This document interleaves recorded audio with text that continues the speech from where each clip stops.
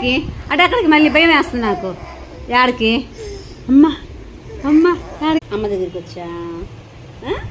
అమ్మ దగ్గరికి వచ్చి ఏం చేస్తున్నా?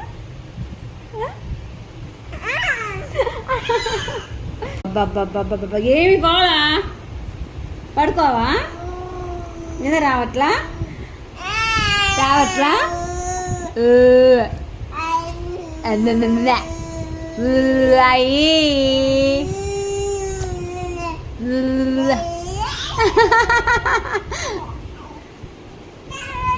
పడతావమ్మా.